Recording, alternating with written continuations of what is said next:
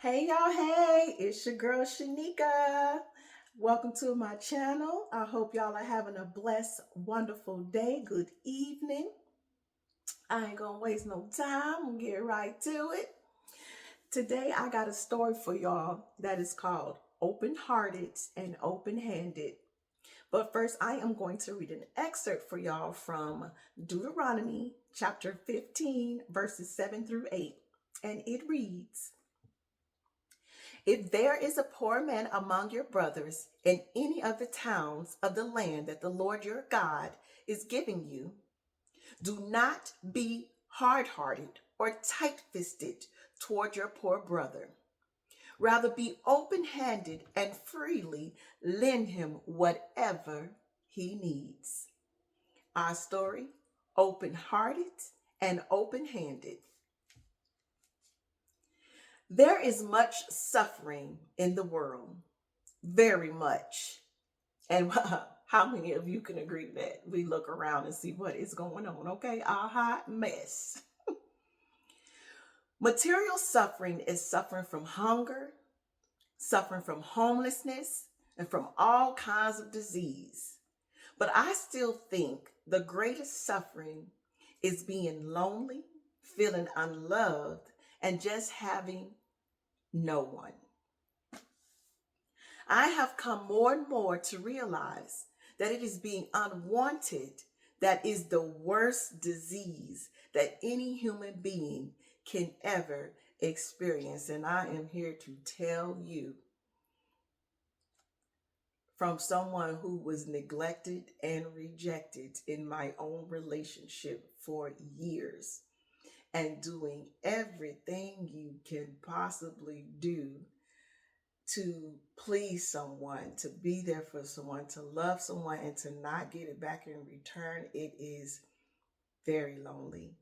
You can be in a relationship and be lonely, unloved, and feel like you don't have a partner.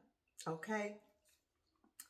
In these times of development, the whole world runs and is hurried.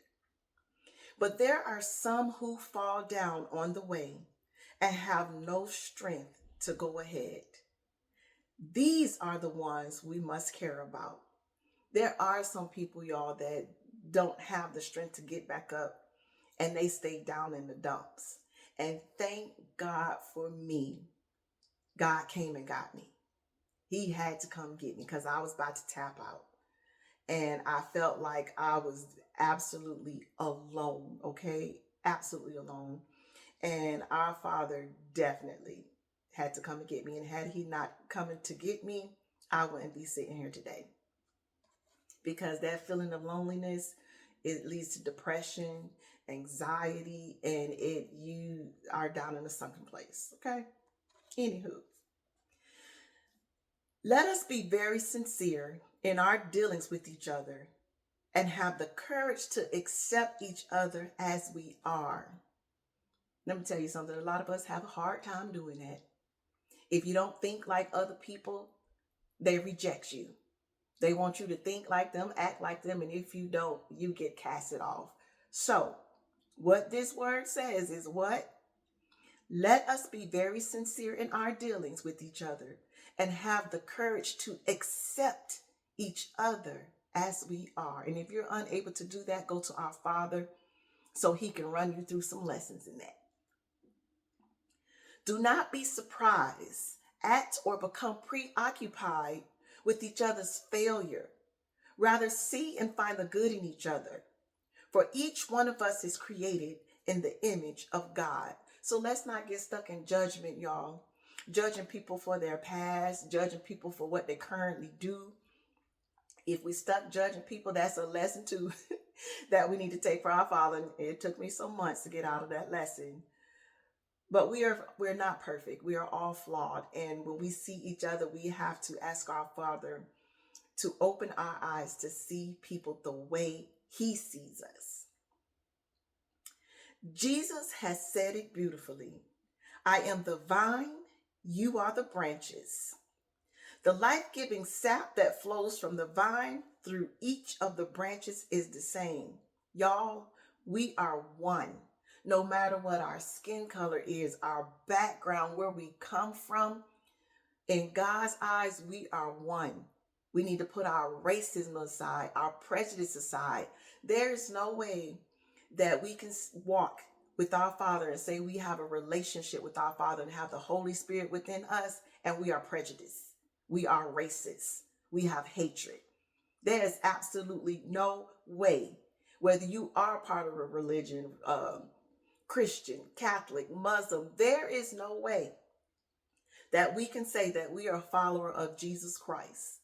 We are connected to our Father, and we are racist and prejudiced and hateful towards one another because of our skin color, because of our background and where we come from, y'all. Okay? Because we are all created in the image of God. God does not see color, He sees our heart. Okay? Be kind in your actions. Do not think that you are the only one who can do efficient work worth showing. This makes you harsh in your judgment of others who may not have the same talents. Do your best and trust that others do their best. And be faithful in the small things, because it is in them that your strength lies. In loving one another through our works, we bring an increase of grace and a growth in divine love.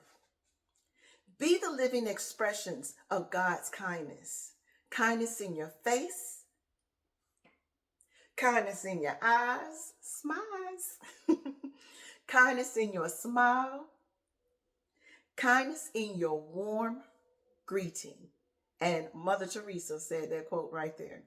Okay, y'all. Reflection question number 1. Whom do you have trouble accepting? Are there people that you find yourself judging?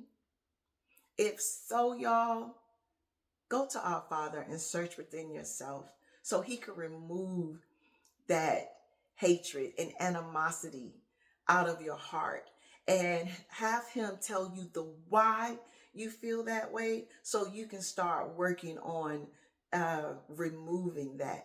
Whatever that reason is, go to God and ask Him to remove that negative feeling that you have towards people. You know what I'm saying?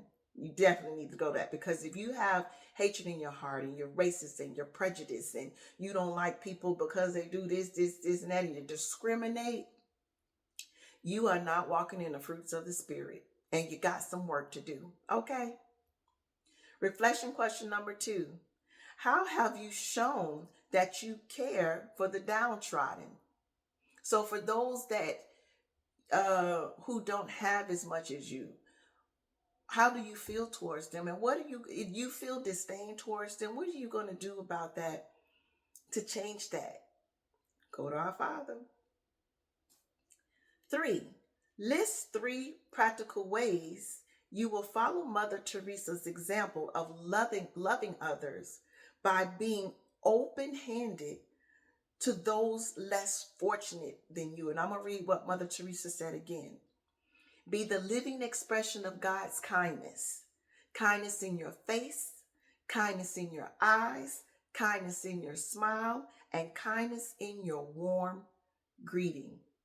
Y'all, there is no way that we can walk with our Father on this journey, have a relationship with Him, and be nasty to people because of the way they look, where they come from. Okay?